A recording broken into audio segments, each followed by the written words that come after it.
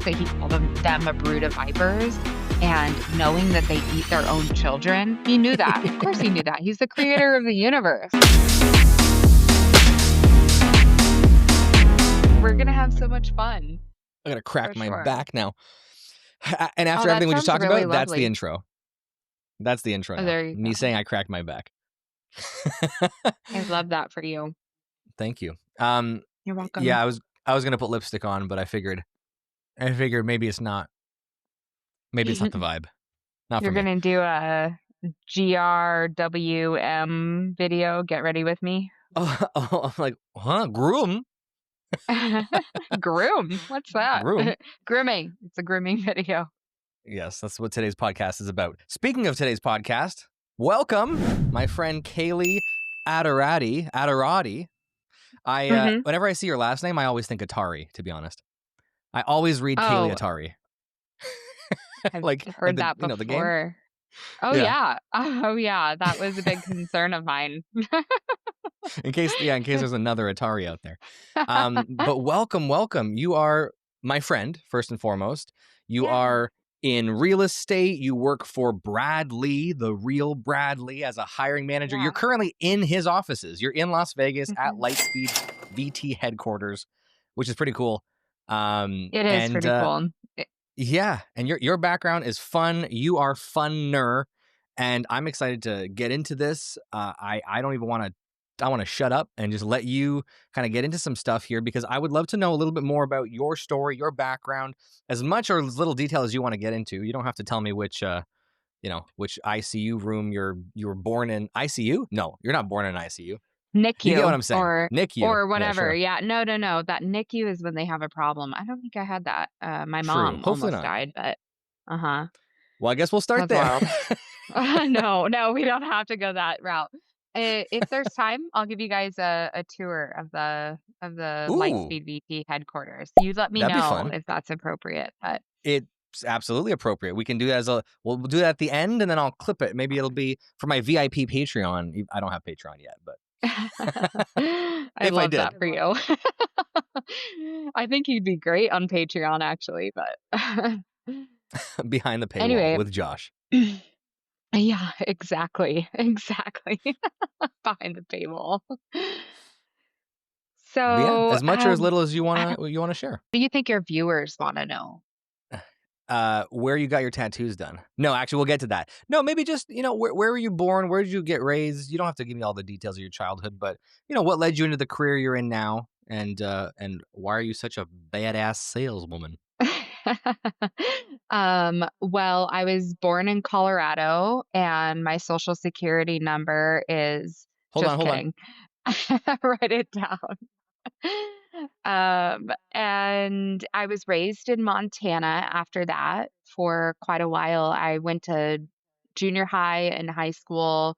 My first few years of college, my pre-med was done in Montana. And I moved back to Colorado. I definitely screwed my life up a little bit or made some regrettable choices, but I also went to college there.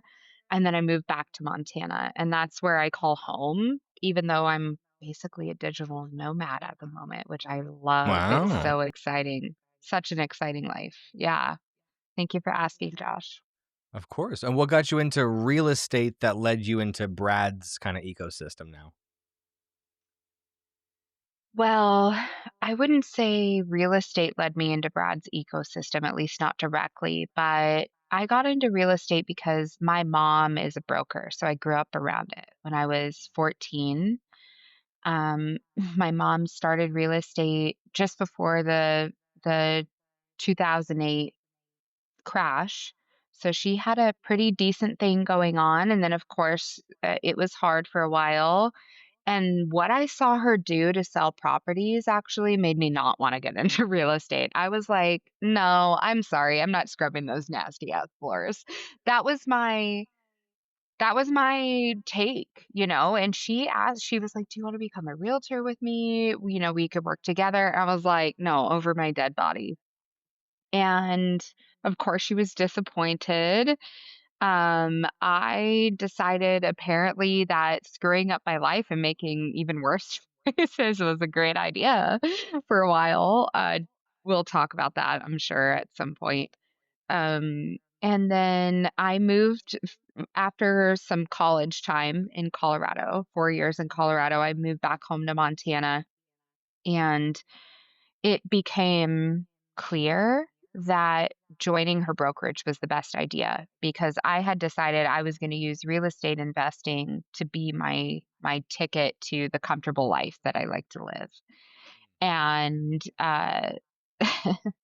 so after a Robert Kiyosaki seminar on real estate investing, that was the decision I made. And then when I moved to Montana, I started at my mom's brokerage and I really just started at the front desk, but then I realized, okay, selling real estate might be the way. And it was really kind of daunting at first because there were big world things that I actually hadn't been exposed to by the time I was 25. I was, believe it or not, even though I had gone through some pretty ugly things, I was really naive in a lot of ways in life because of the way my parents raised me. It was just their choices. So I was very naive, I was very rebellious, and so starting real estate, I learned a whole world of adulthood, probably the better half of adulthood, if you know what I mean. There's like 2 halves of being an adult. There's the naughty and the nice, and I started learning, okay, this is how real estate works. This is how people buy homes. This is what contracts look like. This is what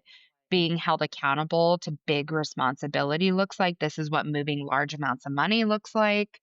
It was very eye-opening and a lot of education and experience, and that didn't hit me till I was, like, 27, Josh, which is insane, right? Um, so, yeah, got into real estate. Um, I got my license. My first year, I hit 6 figures, which was exciting for somebody who decided Nice. that that was her goal before 30.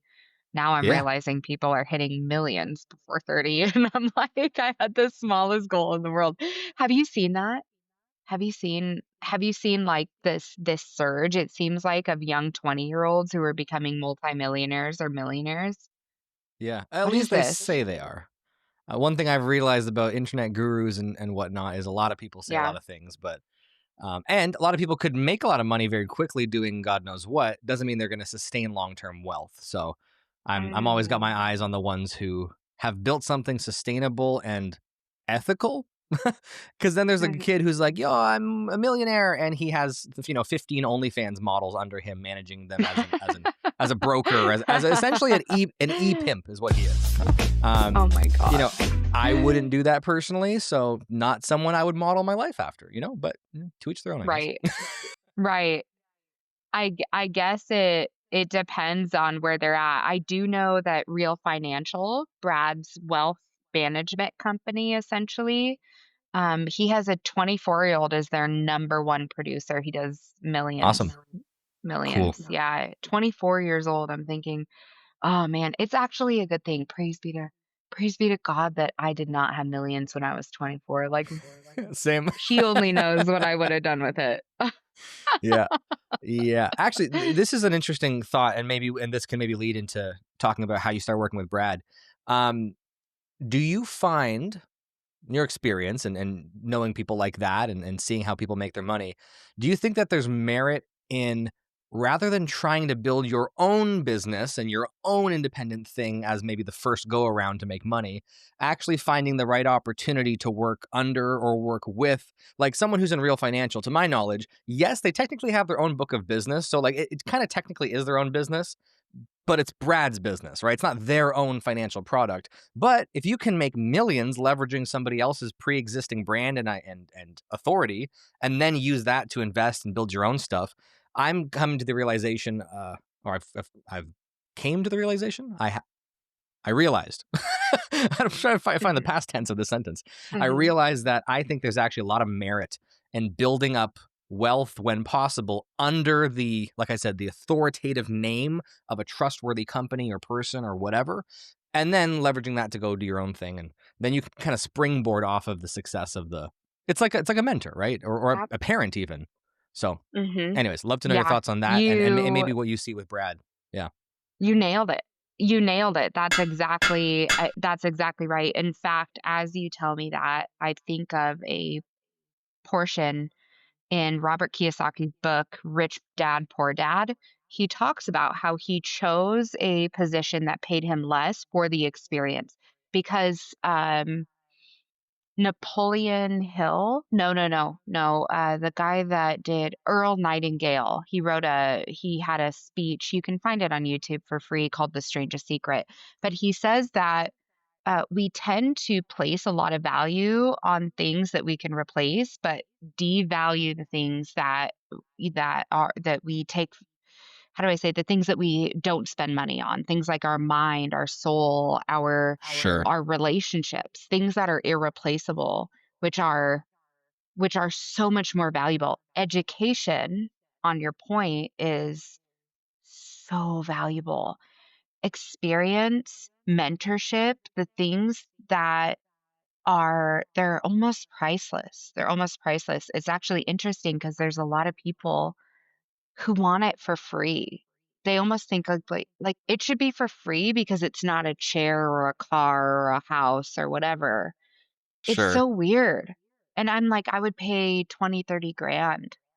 You have no idea what a gift it is to be around somebody like Brad and just be able to observe him and learn, right?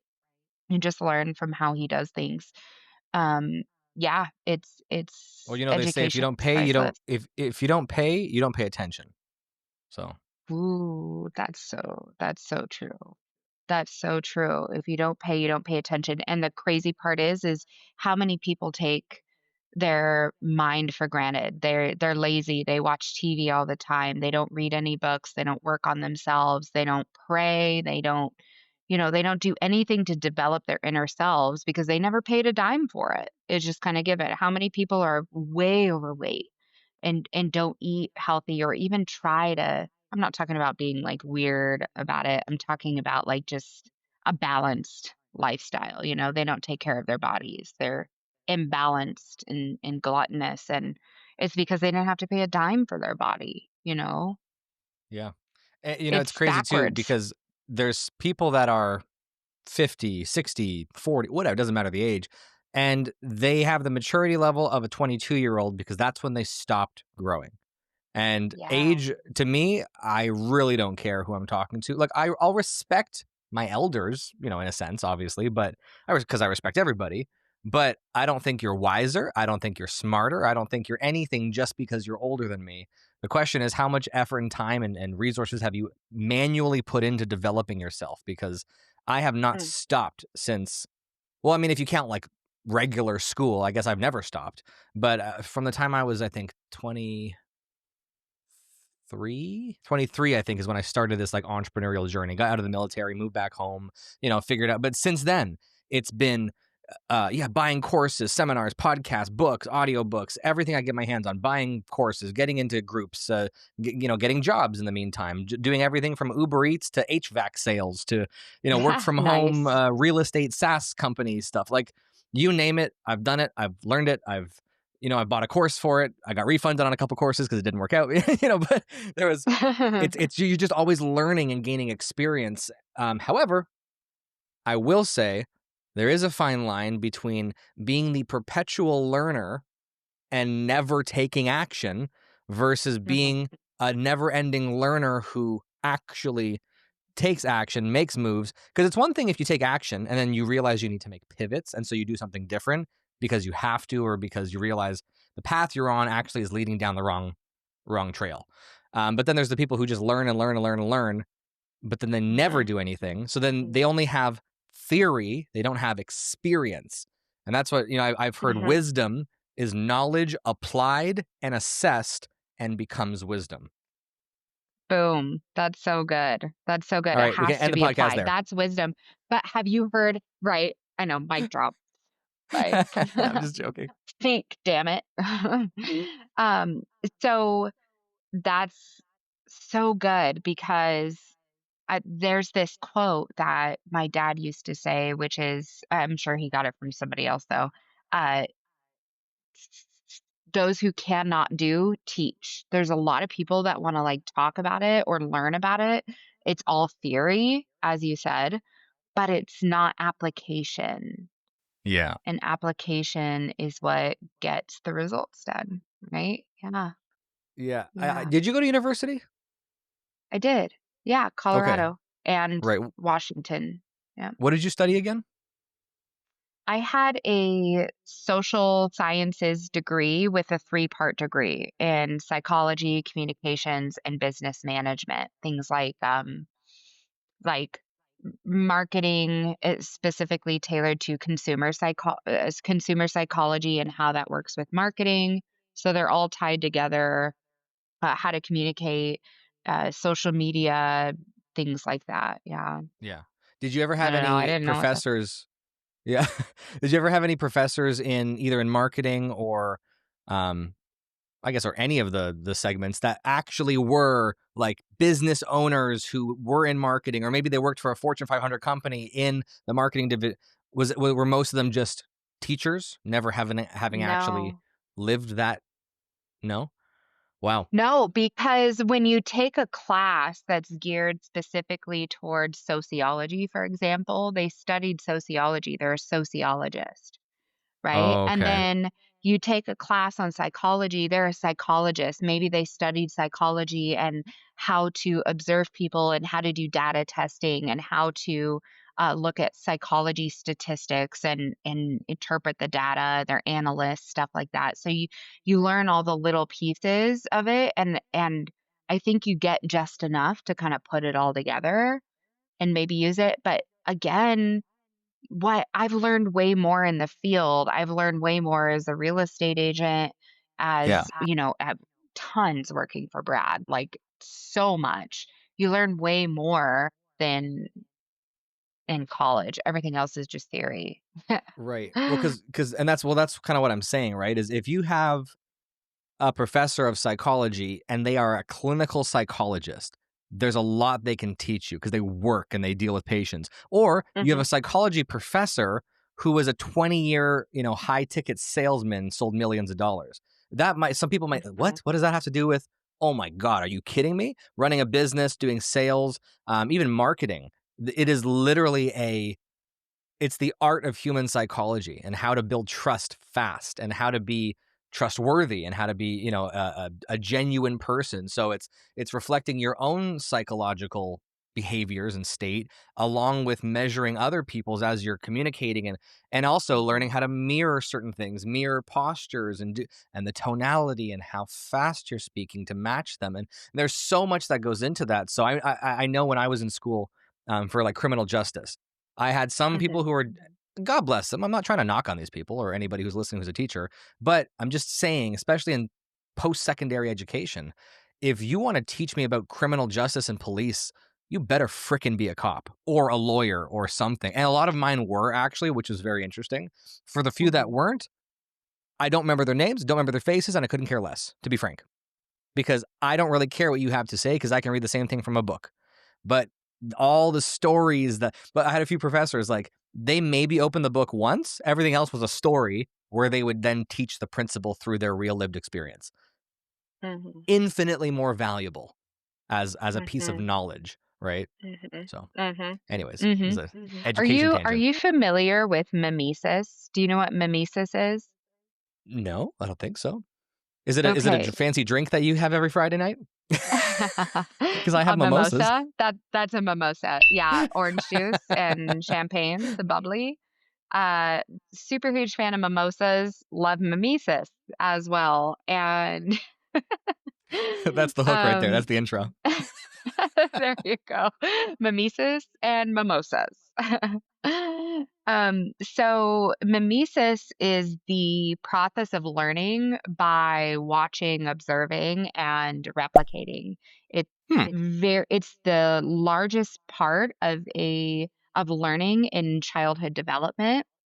So, we're constantly mirroring, like infants, they will mirror their mother's faces. You'll see when you smile, they smile. Yeah. When you frown, they frown. You can actually upset a baby with your facial expressions, which is really, Yeah. crazy, right? Yeah. Not I've crazy, experienced but this recently with one of my friend's kids. Give it a shot. Yeah. Yeah. No, I've never been around babies this much. So now I'm just like, I don't know what to do with this baby. So I make faces at her and just Oh my make gosh. sounds, and she's like, and I'm like, "Aw, She's so so cute." confused. She's like, "Why are Yeah. you doing all these different faces at me?" And you're trying to entertain her, but you might be confusing her emotions, by the way, Josh. You're welcome. Thank you. You're very good. Now I know. But that's interesting. Cool. And so yeah, yeah, and so it's actually still one of the best ways to actually learn even as an adult. So being around people, like mentorship and the whole, what do you call it? The metaphor of a Sherpa that they use in learning and training, that's all very true. It's the best way to Yeah. learn. Yeah. Well, they say, like, if you're the fifth person in a room full of rich friends, or no, if you're what? I said that wrong. If you're the fifth person, dude, what am I trying to say? Why can't I think of this? Anyway, if Take you're a deep if you're breath. in a room full of rich guys and you spend long enough time with them, you'll be the next one, is what I'm trying to say. In other words, you Okay. can't hang out in rooms long enough, or for too long, without eventually having those things rubbed off on you. And unless you're a total idiot, obviously. But that's why over the last few years I've purposely, um I've shifted my relationships. I've shifted my friend groups. I've shifted who I give my energy to, because you can have that, like, nice friend from church who adds zero value to you, but it's not that I need someone to add value to me, but when you're intentional in your relationships, there's a mutual exchange of energy flow, whether it's, and even with a mentor, I can't contribute as much to a mentor as they can contribute to me, but in a sense, though, if they're in that place now where they're seeking to pass on their knowledge, I am Mhm. doing something for them. I'm adding value by being the vessel that they can then pass their knowledge and wisdom through. But then when Mhm. there's that dude at church, just Joe, and he's like, "You want to get some beer on Friday?" And it's like, "Oh, you're like, sure, Joe, like once in a while, but you can't really talk to them about much else than the game, or the Right. weather. Oh, well, Their my mind kid is did just kinda this." closed. You Yeah, mean and God bless those people. I'm not, there's no judgment coming from no. me. I just No, they're know just on a different planet. They're just for living a sure. different frequency. There's nothing Yeah, wrong with it. Yeah. and Yeah, and yeah, they can be great friends. And a biblical the Bible says that a little leaven infects or leavens the whole batch, right? mm, So just having that in your sphere, you become it spreads, right? It yeah, spreads. Yeah, yeah, you have to be on guard for sure. I had a friend that said that we have to have these different kinds of friends. Like you should have one that you can lift up. You should have one that can like entertain you. You can go party with and have fun. You should have one that lifts you up and teaches you and grows you. And I think there was a few others. I wish I knew what they all were, but I think it's okay to have a few, but you have to be wise and discerning about how much to let them into your life and right. how to handle it. And, um, it's not everybody deserves 100% access. Yeah, I agree. And this is a recurring theme for me in a lot of my conversations lately, and just in my life, is gauging my energy meter around a person. If I'm talking to you for like 30 minutes and I'm like, "Oh man, I'm spent," then you're probably an energy drainer. If I talk to you for Mhm. 30 minutes and I can't wait for the next 30 minutes, you're probably an energy charger. And a lot of that, some of that is value sync, right? Making sure our values are in alignment. But I've Mhm. actually, anyways, without getting into some detail, there was somebody a year or so ago who very different in so many ways, and yet the energy sync was out of this world. Like I've never been so, and actually we kind of dated for a bit too, and unfortunately it didn't work out for a few reasons. But reason I bring that up is I never thought I could have such an energy sync with somebody who was out of alignment with some of my values. Um, and it made me realize a lot of things, but one of them was maybe I'm writing a lot of people off too quickly just because of what I think they believe, or even what they do believe, because sometimes there is value in purposely putting yourself in places with people who are, um, just out of your scope of what you think and believe and understand, and that can help sharpen your beliefs too, right? Because if I'm so dogmatic and so serious about my whatever it is, politics, religion, business, ethics, or not ethics, business, uh what's the word I'm looking for? How to do business operations, I guess. Then I'll always just stay in my bubble and I'll never have those things challenged because everybody else in my bubble believes the exact same things. And then oftentimes that creates stagnation, and that's how cults are formed. Mm, So mm. I, I Well, I always used to. you're clumping two different kinds of beliefs into one belief. There are core value beliefs, and then there's beliefs about how the world works, right? Like there's Sure. like rules, like the rules of the game. And as you Mm, understand the rules differently or more, and your understanding grows, that's how you can shift your operations, how you go about it. Your core values should always stay the same. Your for sure. ethics, your morals, those things. um, it's okay to change your beliefs. You just don't want to change your core values unless obviously your core values are screwed up and then you learn something, whatever. But Yeah. Well, that's the thing too, is when you start to really, again, put yourself out there, meet different people, see how the world works, and also see how it works through other people's lenses and other people's eyes. And if you came from Ukraine and you just fled the war, or you came from Russia, or you came from China, or you came from, we might ultimately look at the same thing very differently. And rather than me pointing a finger and say, you're wrong, I'm right, figure it out, rather, how can we maybe understand each other and be a little bit more graceful, I think. And ultimately, maybe still not be a friend, maybe still not hang around that person if we're so far gone and so different. But I think there's a lot to be said about really giving people a chance to understand their lens, and then see if there's Mhm. common ground. And if there's not, there's not, and it is what it is. But I think we're too quick lately in this world, especially, to jump to, oh, we have different conclusions, therefore you're evil, as opposed to how did you get to that conclusion? You know? Yeah, yeah. Well, what you're talking about, Josh, comes from your value, your belief system that peace is should be a shared thing, right? Which requires us finding common ground in order to have peace, to be a peacemaker.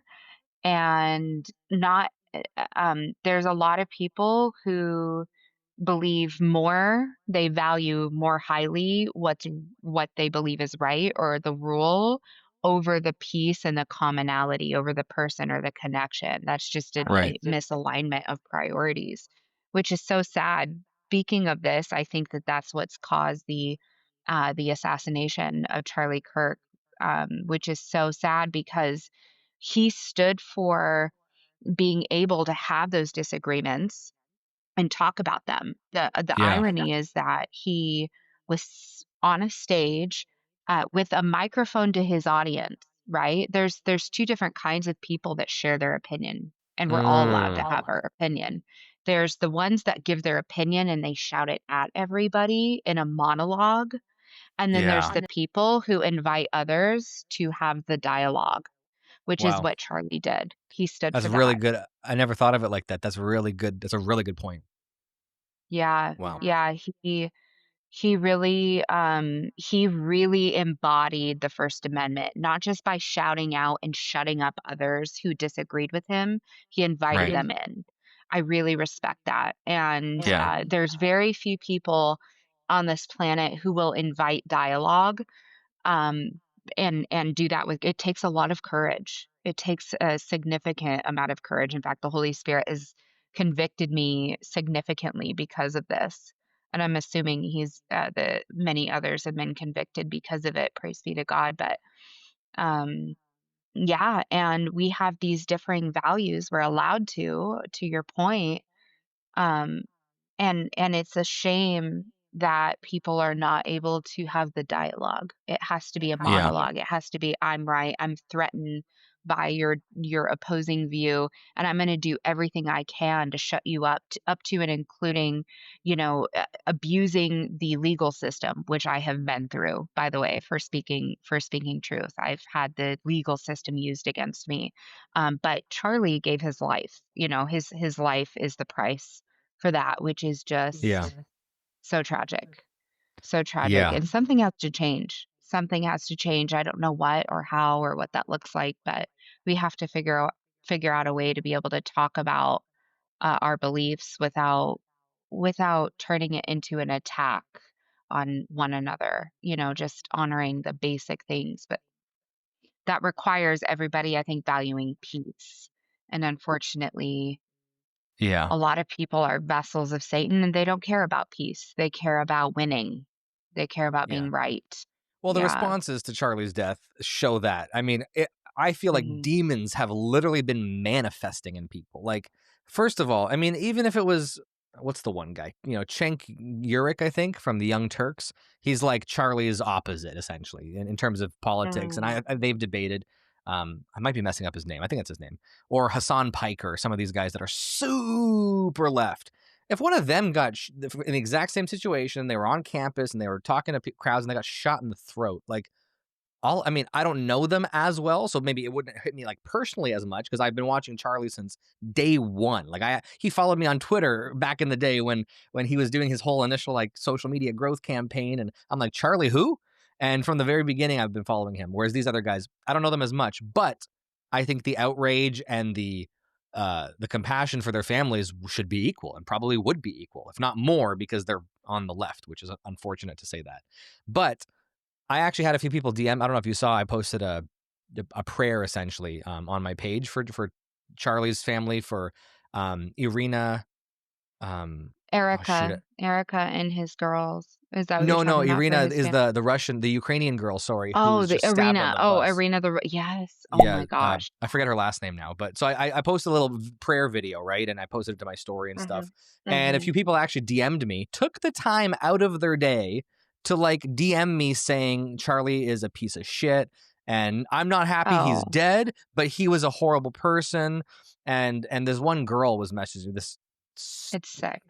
I don't want to be mean, but like this stupid girl was messaging me, and so what did she Foolish. say? Yeah. She's yeah, foolish. Thank you. That's probably a nicer word. Mhm. But it Mhm. angers me the things that, and she said like he died by what he preached or something like that. In other words, and she was like he said gun deaths are acceptable so that we can have the freedom, but she said it in a way where it was like, He did say look, that. that's he did. Mhm. However, Yeah. hello people, However, he would use your still stand logic. by that Yes, because but he's a use your man of logic though. value. Like we Mhm. accept Mhm. car deaths as well. We're not getting rid of cars. Anything Mhm. that's I mean, there's bridge deaths. Should we get rid of all bridges? There's energy drink deaths. There's water deaths. Should we ban access to the ocean? So you could use Mhm. that argument, that line. So you Mhm. always got to, Good I don't, point. there might be a term for this, but applying a line of logic to other things and seeing if that line of logic fails. So if you're going to Right. say that about guns, okay, well, let's say that about other things and see how quickly it fails. So Do you know how things went down in the UK when they banned guns? I mean, I kind of know the overall, but maybe you'd have something I don't know. Knife murders Oh, yeah. surged. Oh, through the roof. Yeah, People who want to murder somebody, people with a murderous spirit, for sure. people with a defamatory spirit, people with a bitter spirit, they will find a way to do it no matter what you take away from them, no matter what truth you speak. It's who they are. It's what they live. They'll figure it out. You can't get rid of it. So Yeah. just stop. I Just think stop people with also that. forget that there's a black market and you can still buy guns. Like Yeah, right. you can still get whatever you want Right. if you really want to commit a crime. But the other thing too, right? And absolutely, you're right. People will find a way. But listen, and I'm actually I don't know if this is controversial. I don't think so. I think if we started a new country today, in the perfect world where maybe everybody in that country believes in God, and there's a theocracy as opposed to a democracy or whatever, right? When Mhm, Jesus comes mhm, back and he's on the throne, I think the perfect country has zero guns, period.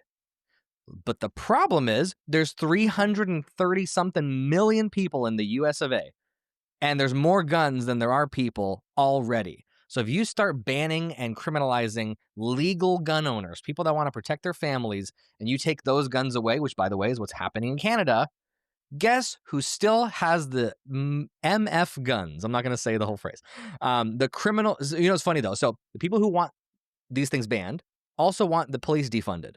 So if you take guns mhm, out of the mhm, hands of law-abiding citizens, mhm, who has guns now? The police and the criminals. Now it's up to you and mhm. me to just, what am I going to use, a baseball bat against a rifle? Right? And that's what Right. happens in Canada. And somebody Mhm. uses a baseball bat and smashes a robber in the head and they get sent to jail because until they Right. can be proven innocent because they defended themselves in their own home. which is Canada is California in 5 years if California keeps going downhill. So we are the Oh, experiment that's clearly failing. So please, for the love right. of God, US, like figure it out and don't go down our path. And also accept I me. Please think accept my visa. that I think that there's a lot of people. Yes, okay, I'll put in a good word, Josh. Can you adopt me, Kaylee? Yes, I would love to adopt you just as long as you, like, pay your own way in life. I'll, There. True North. Love it. Yeah, I think you're right, there's a lot of Americans who really believe the way you believe. At least half the country still does, I imagine. And that's where it's so sad that somebody like Charlie had such a big voice, such a courageous voice, a fierce voice was taken out. And my God, do I hope 20 more, if not more, rise in his place. I hope so because we I'm need sure they it. will. We need it now. In fact, I'm Yeah. convicted. I had been Yeah. scared to speak for a long time just as a, ooh, protective measure, but I hope Yeah. we I hope we rise up. Yeah, And I don't know about you, for but I sure. don't feel this is left or right or conservative or liberal as much as it is like there's no god in these countries and people Morality. are their own gods. There's pure chaos. Evil is Mhm, rampant. And if you don't believe in God, you don't believe in any kind of higher power, just look at all the evil and ask yourself if there's a shadow, that means there's a source of light, right? If there's cold, it's the absence of heat, right? The counter is always, it needs, the definition is based on the affirmative. So in other words, like I said, mhm. heat or cold, I should say, is the absence of heat. Same with a Death shadow is or the absence of life. Yep. yeah, darkness is the absence Mhm, of light, right? So it's, if mhm, there's evil, and there clearly is, I think almost anybody, well, no, there are the very hey, I mean, hey, respect to them for holding to the belief, I guess. The ardent atheist who says everything is subjective. So yes, Hitler was right in his own eyes, and he's not objectively wrong, and so is so is the shooter, so is a rapist, so is anybody else. They're right because they think they are. So there mhm, are those people who mhm. believe in or subjective morality across the board, Subjectivity. Mhm, which is mhm, mhm. blows my Mind-boggling. mind, But but even that debunks itself because that would eliminate the idea of morality, right? Like, if it's sure, subjective across all people, morality doesn't exist. that's fair. Right? It's just Yeah, it's to each his own. In which case, well, then you believe that it's okay for murderers to run wild because they believe it's okay, and their morality is subjective, therefore it's right. yeah, It means all things are correct and right. I exactly. mean, that's just disgusting to me.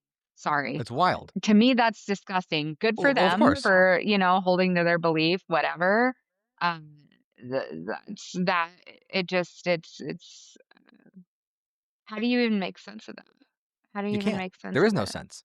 And that's the You point. Is can't. this is a senseless existence. We don't matter. We're just space dust floating infinitely through space Mhm, until a meteor or aliens or something collides with us and ends us, or there's a heat death of the universe, and it is what it is. Make the best of your mhm, life, live, have sex, get drunk, have fun, do whatever you want because there's only one life, and then nothingness. Then mhm. darkness. Then nothing. Where did that on top of that, okay, so then explain, like, how did everything come into being with nothing, right? How did the house that you live in get built without a contractor? Well, I Kaylee, just I don't just because understand. just because the house needs a builder doesn't mean the universe and all of its intricacies need a creator. It just is, Kaylee.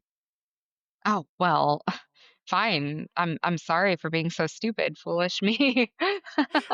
Sometimes I like to ask people. I'm like, if you came to your home, like if you came in your front door, and on the Mhm. wall, or no, actually, to use an example from Dr. Frank Turek, if you know who he is, he wrote No, I don't have I enough wish faith I to be an did. atheist. Really good book. And he does campus tours all the time, similar to Charlie, but specifically Bible related stuff. Oh, Anyways, oh, okay. and him and Charlie were Like the friends Living actually. Waters guy, the guy that Yeah, does yeah, yeah. Living But Frank is Waters? more Okay. apologetics. Yeah. Okay, got it, got it, got it. Yeah. Okay. So I've heard Frank use this example. If you looked in your bowl of alphabet cereal or whatever it's called, and in the Mhm. bowl it said like, honey, do the dishes. Would you have any inkling in your mind that, wow, what a random coincidence of the universe? No, it's 100% I guaranteed love your that. wife or your husband, Your wife wrote that. Yeah, yeah. exactly. Oh my So, gosh, I and love yet you look that. at the intricacy of our DNA strands, you look at the molecular structure of our bodies and of Mhm.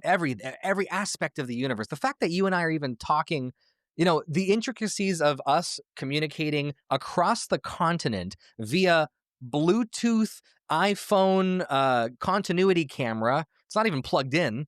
And my microphone, which is, I don't know how this is I don't know how any of this works.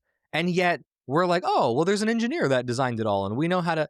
And yet we are infinitely more complex than these systems, and people can somehow just remove all sense of logic and say, no, but we happen to evolve. Okay, maybe I shouldn't use that voice. That's mean. But That's exactly how they talk, Josh. You nailed it. Great accent, by the way. What is but it's like, that? What kind of no, accent just do we you just call that? happen to millions of years of just happenstance evolution, and yet a few words on a cereal bowl can't happen accidentally.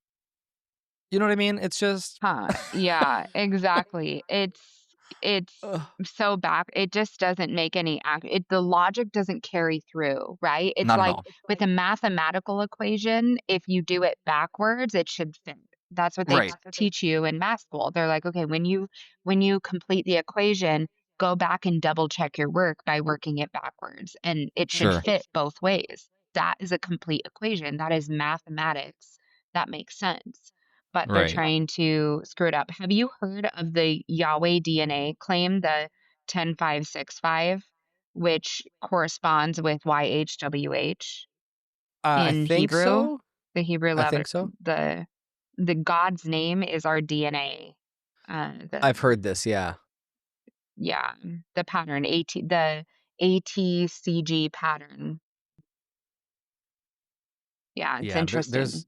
there's a lot of very, um, circumstantial evidence of, "Oh, that's a lot of kind of like, "Hmm, that's interesting." And when enough of those kinda pop up, just again and again and again and again and again and again and again, it's like, can you really avoid like, if you were a police Look. detective, if you Mhm. actually, there's one gentleman. Oh, it's gonna bother me. Well, if I think of his name, I'll pop it up on the screen. But The he's police an chestnut. apologist that is or Okay. was a detective. And so one of his books, I forget what it's called, but he uses what he learned as, I believe, a homicide detective.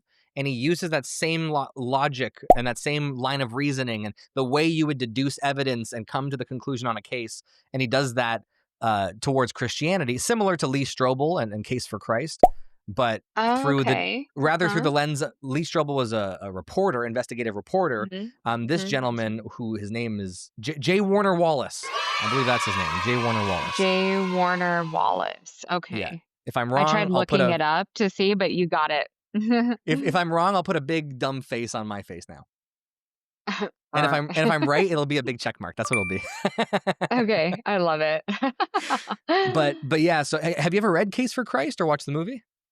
I did watch the movie years ago. Yeah, and he was originally trying to disprove it, Yeah, right? And then because he he thought his ended wife was up crazy. finding, yeah, which is incredible and so inspiring and so moving. It reminds me of was it C.S. Lewis was originally an atheist or trying to something like that, right? Yeah, I think he was raised Catholic, I believe, and then became an atheist. And then because of his friendship with J.R. Tolkien, who's Lord of the Rings author, Mhm. Tolkien brought him back into faith, and then C.S. Lewis went on to write all of his works like Mere Christianity and many others. Narnia. Incredible. Incredible. Another Yeah, yeah. example of why you should pick your friends wisely, as we Yeah. were saying Oh, earlier. and then on the other side of that, Lewis inspired Tolkien and encouraged him to actually put his imagination and his works into writing. I forget if he was Right. like self-conscious or he was for some reason Lewis was the one that inspired him to write. And then funny enough, Tolkien's fiction became more popular Uh-huh. societally than Lewis's Mhm. fiction, but Lewis's work regarding Christianity became more, I guess, popular, if you want to call it that. But both of them became Mhm. obviously like legends, of course. So Right, right. Yeah, and they have their own style and everything that spoke exactly to who they were intended to speak to. exactly. And I love that's a great example of iron sharpens iron for sure. Yes. Okay, Monsieur. welcome back. We may or may not have had a quick intermission, but you don't know that because I cut it so effortlessly. Spicy convo so far, Kaylee. I'm kind of liking it, to be honest. Yeah, me too. Let's turn it up. I'm ready to go. Actually, I do want to go Dig back to deep. one thing because we kind of brushed Yeah. past it, and I think it's actually very interesting. The fact that you work with Bradley, you're Mhm. in his office currently. Mhm. So tell me more, kind of how did that come to be? How are you there? It's one thing to work remote, right? It's another thing to be there. And then I would say, and then maybe like what's one of the coolest things that's happened so far? I know you interviewed him actually, but what's one of the coolest things that's happened to you so far that kind of like you were saying before, right? Just it's like osmosis, or what did you call it? Menzies? No, no, not Menzies. What? What was the not Mimosas? mimosa? Oh, mimesis. Mimesis. Mimesis. I'm like, wait, Menzies is like your period, isn't Osmosis, it? Menzies. Menzies is like the period, like, whoa, okay. Yeah, Oops, no, oops. we're not I mean, like, yeah, whatever. Okay. So, how did that come to be? Well, I started working for him in November, and, so it's been 2 months shy of a year, 10 months now, and I don't know how to I don't know if you want the chronological or if you want me to do, top down, but, Whatever makes the most uh, sense. okay. So, subject headline or overview or summary. I started working for him.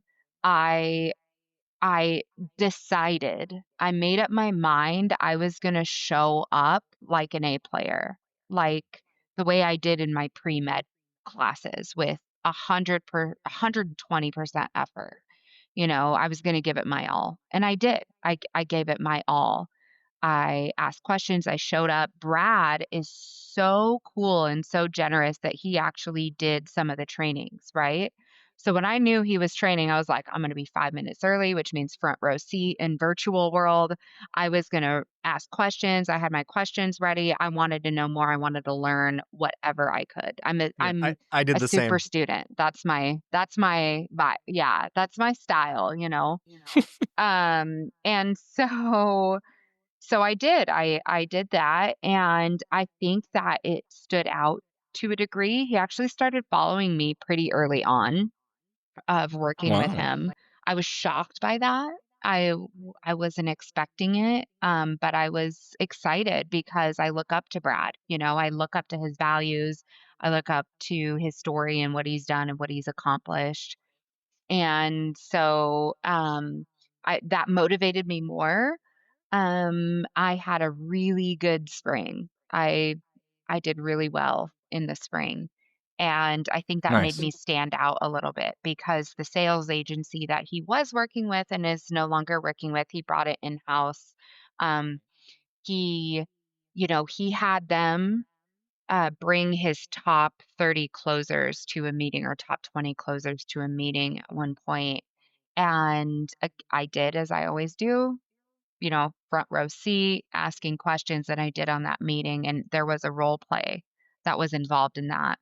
Nice. And I think that that's where he learned a little bit about my story in real estate and my successes in real estate and my, uh, you know, sort of the failures or the downsides that brought me to his team, and then the successes that's kind of how that like really actually stood out. And then before I knew it, before I knew it, I was considered one of his top 3, with the new once he switched away from the sales agency and moved over, Yeah. and it's been an incredible honor. And my partner who lives in California, we've been friends for 15 years, and, we just decided to give it a go recently, a few months ago. I was gonna say, I And don't think I even knew you had a partner. yeah, yeah, I do Keep now, it on the which is DL, eh? super. Yeah, I'm not, like, blasting it, I'm just enjoying our time, Sure.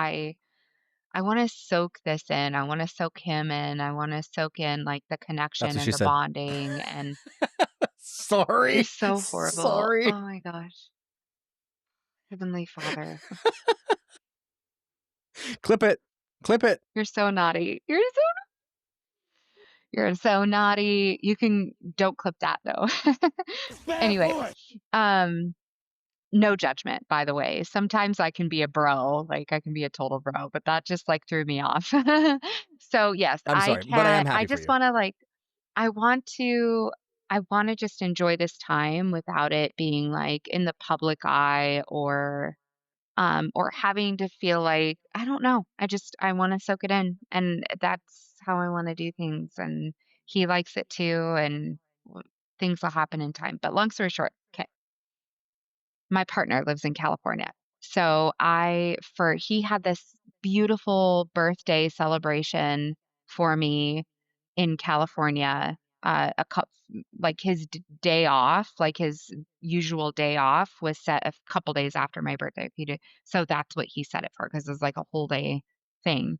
And, so I flew out to California for it, and I figured why not fly out early and stop in Vegas on the way and just Nice. say hi. Just say hi to the team because my sales manager who I worked with on at the sales agency comes down here and works from the office. And I figured why not rebuild the connections in a new way because it's a different dynamic now that we have a different team structure.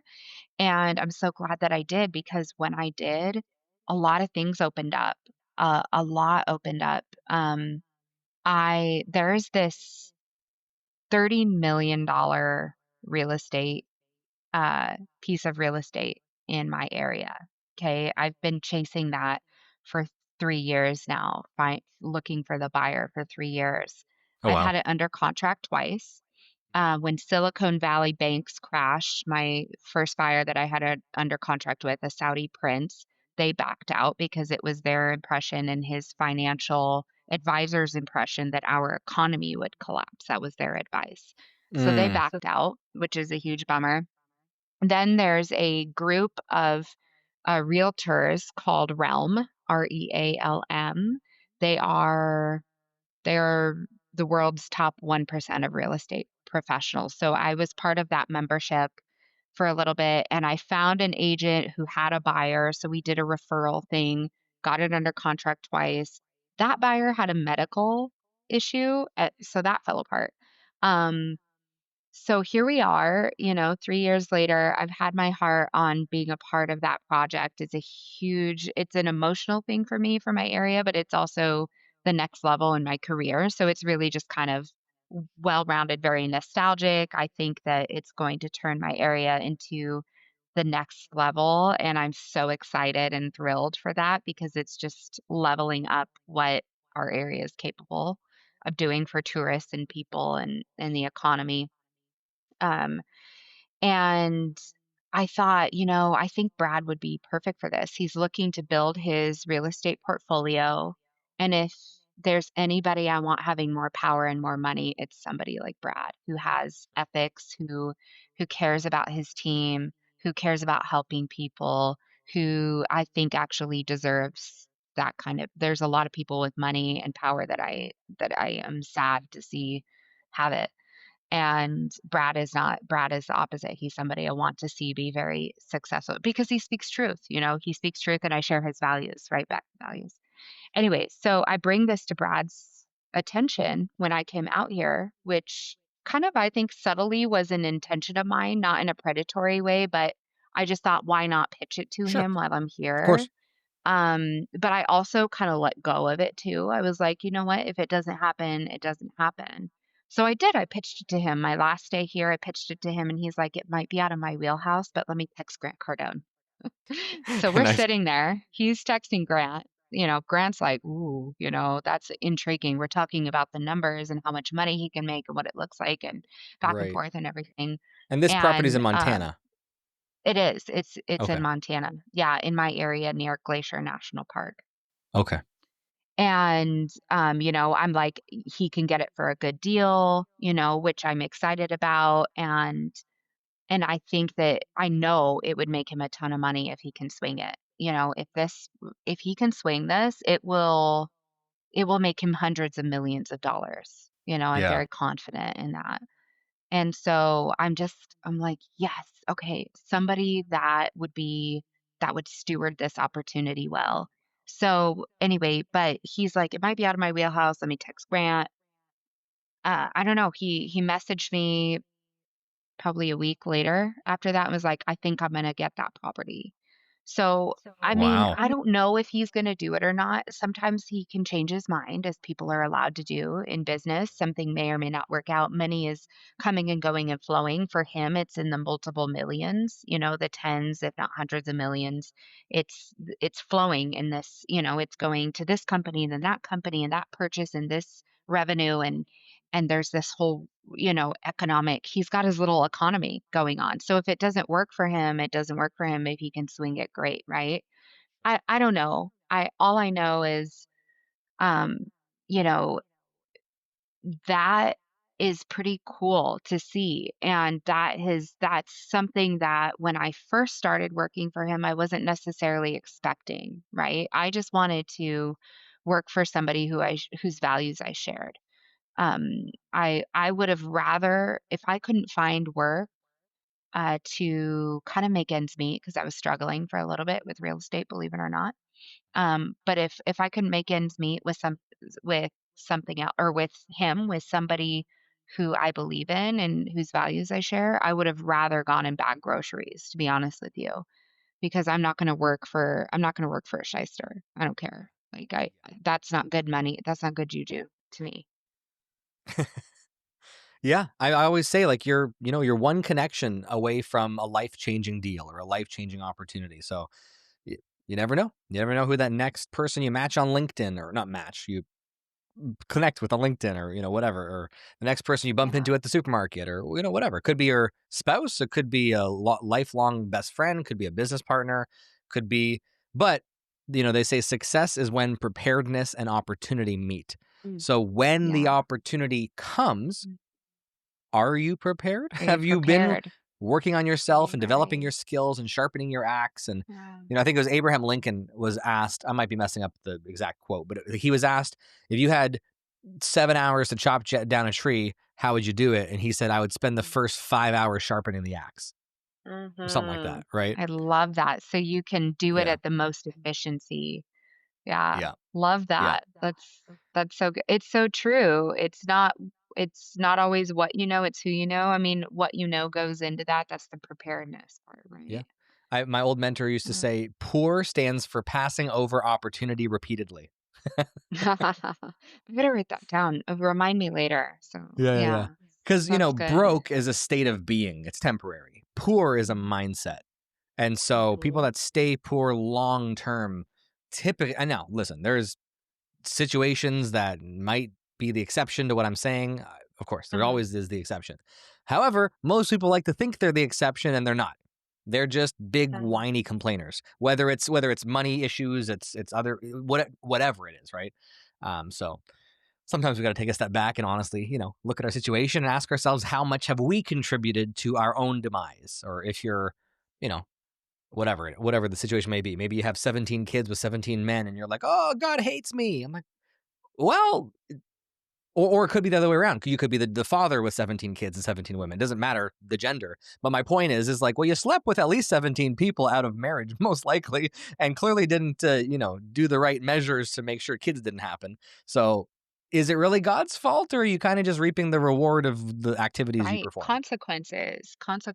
I Yeah, love I'm your not saying that in mindset on judgment. that, I'm just Josh, like, because you can't if you're always blaming other people, if you're always having that victim mindset, you are literally going to be a victim of circumstances your entire life. You're never going to be yeah, able to push 100%. past what happened to you, right? You have to meet life where it's at. You have to grow where it's at. Otherwise, it's always gonna be something else happening to you, and that makes you quite literally a victim of life. Yeah, You don't yeah. wanna be that. Yeah. No, and some people have, like, real I shouldn't even say some, a lot, most people have really horrible things that happen to them, and I'm not Mhm. discounting that, I've had terrible things too, I'm not but, like, we gotta move on, though, we gotta use so this is what I always think, right, or, what I believe I Mhm. should say. The things that happen to you oftentimes can be used for you and ultimately used for others, because if Mm. I've been, um whatever financial burdens or heartbreak or death or abuse or whatever it is that I've been through, if I have a calling in my life to somehow have an impact, whether it's on stage, whether it's in one-on-one mentoring, it's how am I ever going to relate to the guy who's struggling financially if I've never gone bankrupt or if I've never cried begging God for a solution because I'm so broken I'm going to be homeless or if I, if I've never because how many books have you read where the guy was even Robert Kiyosaki lived in his car for I don't know how long with his wife, I think. And that part of Yeah. his story stood out Yeah. to me when I read his stuff initially and I was like, It wow. And creates now thick skin.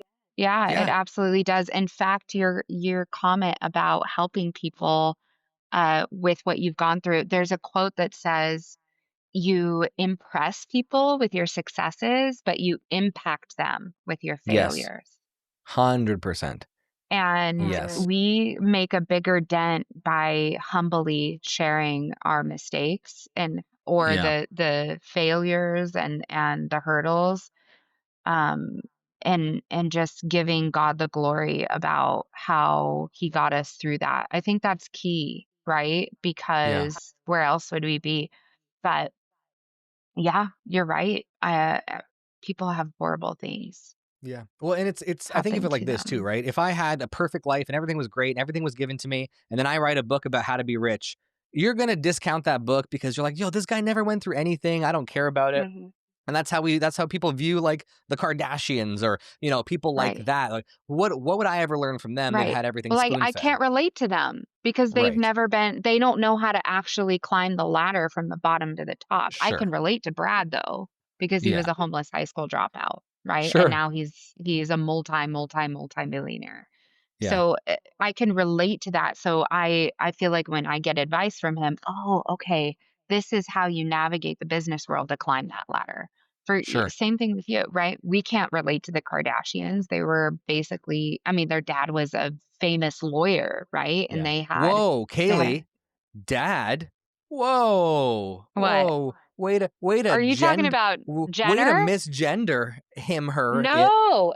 No. No, I'm talking about the dad that died, the one that Oh. represented O.J. Simpson. Yeah. Oh, the actual Yeah, Caitlyn Kardashian. Jenner, or what was even Caitlyn's I don't even remember Caitlyn's man No, name, it's been Bruce. so Bruce long. Jenner was an Olympian. Bruce. Yeah, Okay, yeah. an Olympian. Okay. Yeah. But I'm just teasing. One thing though, okay, I actually really so this line of thinking though, right? Of coming from the humble place and being relatable, I Mhm. always I love this thought process in relation to Jesus Christ.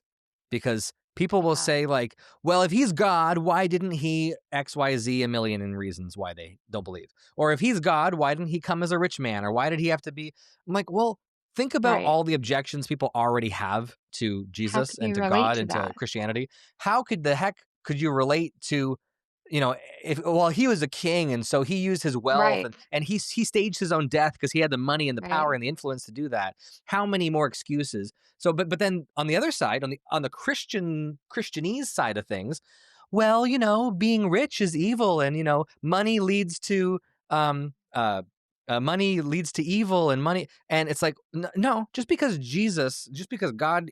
incarnate in this earth came as a poor man doesn't mean poverty is somehow more blessed than wealth because they always No. misquote that verse too, right? Like, well, No. money's the root of all, or money's the root of all evil. No, the Right. love of money is the root of all evil, The love of and money, they always serving miss mammon. Yeah, you exactly. cannot serve God and mammon, which is in Exactly. And so Matthew. Jesus Yeah. coming as a little kid from a tiny town and born in Bethlehem, raised in Nazareth, and people always, um uh they will make fun of where he came from, right? And make fun of his nothing good ever comes from Nazareth and just that whole but that's the point Right. is he was the But lowest that's of the low. exactly Exactly, because that means the lower that he is, or the lower that his circumstances started out, I should say, because it's not his identity, the more can relate to him. More Exactly. importantly, like, how much more does that elevate even the lowest, right? Right. Even the shepherds can access him. He is Right. accessible to even a thief hanging on a cross who also could not get himself off of that cross, Right. right? Like, now everybody has an opportunity to relate to him. If he was born a king, then not everybody has the opportunity to relate to him, in which case people are being cut out. It's not, he leveled the playing ground. Yeah. He leveled it. And Oh, and it's even just to think, incredible. right, for 2,000 years, we are still talking about this, still not just talking about it as ancient history, but believing it as the current state of being that our God is risen and our God is alive. And yet this nobody, and I'm speaking, sorry, I'm with respect. I'm I'm speaking as like a in the general societal terms, a Right. nobody from a nowhere town in a region of just a small region Oh, of the world that was a Roman mhm. occupied, the state of Judea, and within kind of a near a Hellenized Greek area. By the way, think about this. I learned about this recently a little bit more in detail. Think about the perfect time and place in history, because everyone that was in that region, for the most part, I'm generalizing, they spoke Aramaic as an everyday language. The Jews especially would speak Hebrew when it came to Torah and it came to religious conversations. But because they lived near the Decapolis, and they were in a Hellenized area of like a Greekified, that's what Hellenized means, right? Mhm. A Greek kind of Greek area. They and spoke Aramaic Greek, and right? They spoke Roman or anyone doing Latin. any kind Mhm. of business or any kind of trade, because of the region and how everyone intersected, and there was many ports around there. They had to speak Greek to do business, and for those that were maybe a little bit more scholastic, they would also speak Latin, especially if they had to deal with the Romans, if their Mhm. position maybe was working. But even the Romans could speak, oftentimes, most times, could speak Greek and a lot of Aramaic as well. So the fact that we have the Old Testament documents in Greek, and people say, why is it in Greek? They were illiterate. If anything, it should be in Aramaic only. And it's like, well, look who wrote them. Look at their job descriptions. A lot of them, like the Gospel of Mark, Mark was not a one of the apostles. I think, if I'm not mistaken, they believe Mark was the companion of Peter. And so it's very, very likely Peter probably couldn't actually write in Greek. He could probably speak it though, because he was a fisherman. He traded, he did work.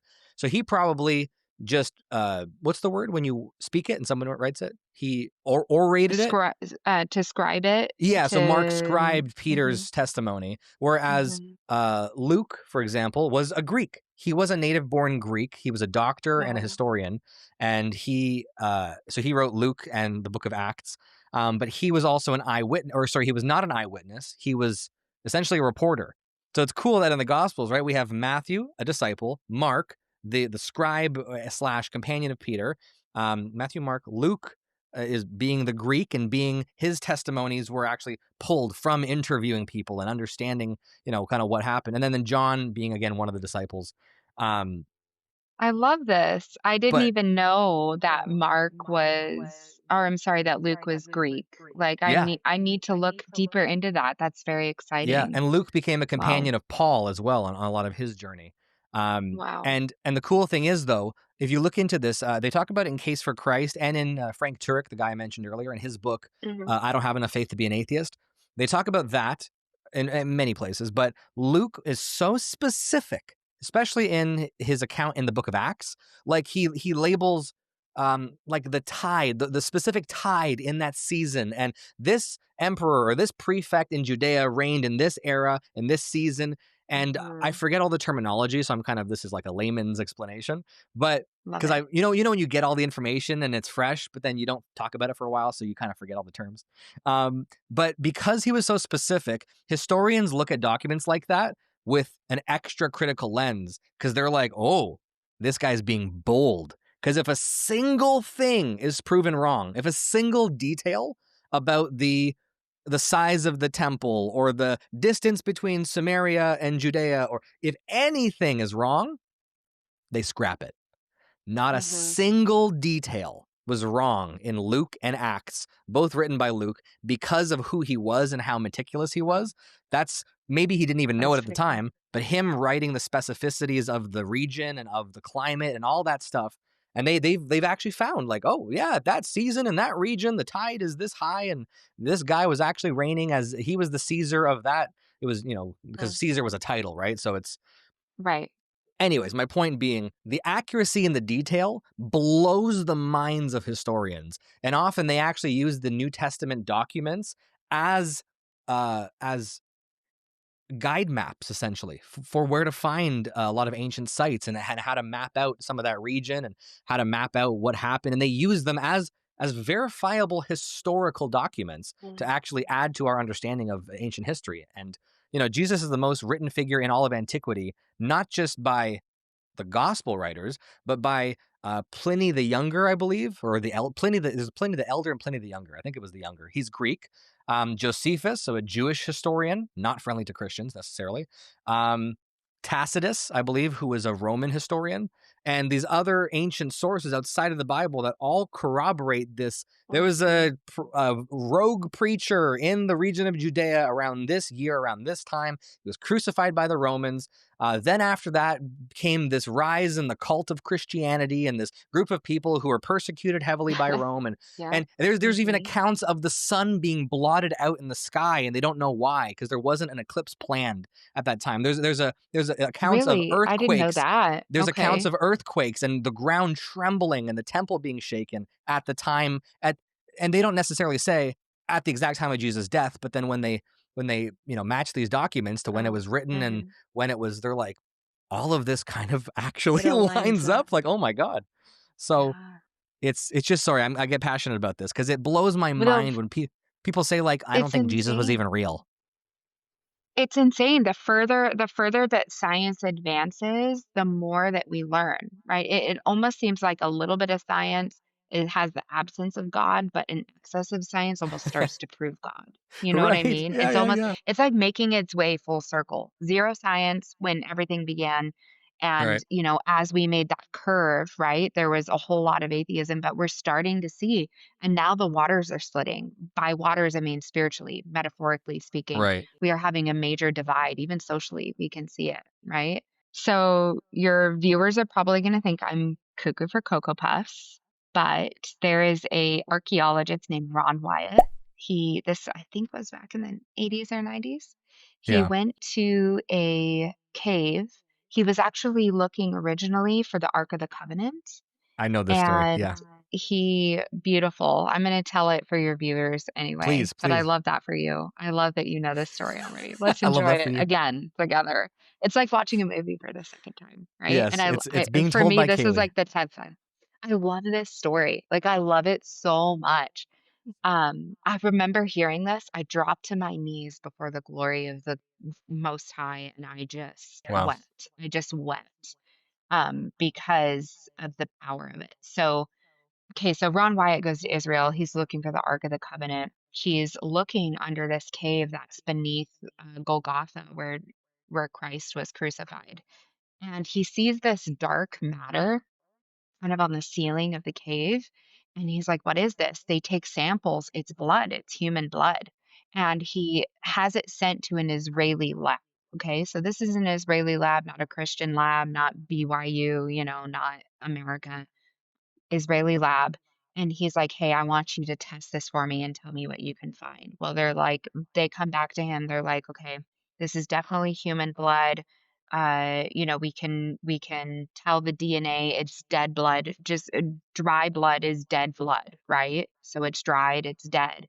He's like, "You know what? I want you to try something for me. I want you to put it in a petri dish at body temperature for 3 days, and then tell me what you find." They come back, they're like, "Oh, I did miss a detail." Before he told them that, they were interested that the blood only had, half the chromosomes, that Mm, we yes. typically have. I don't know if you remember that, but Yes. that's when he said, "Okay, I want you to do this. I want you to put it in a petri dish, room temperature for 3 days." They came back to him, they were bewildered. And he's like, "What's going on? Tell me." They said, "You're not gonna believe this." He said, "What?" "The blood is alive. The blood is alive." I remember hearing that, and I mean, I'm emotional now thinking about it, Yeah. he's alive, his blood is so precious, and even 2,000 years later, I believe it, it's so funny because I had somebody say, "Well, how do you know that's true? Blah, blah, blah. How do you know they're not lying it?" I'm like, "Lying about it." Well, A, it was done on camera. The entire process was filmed, number 1.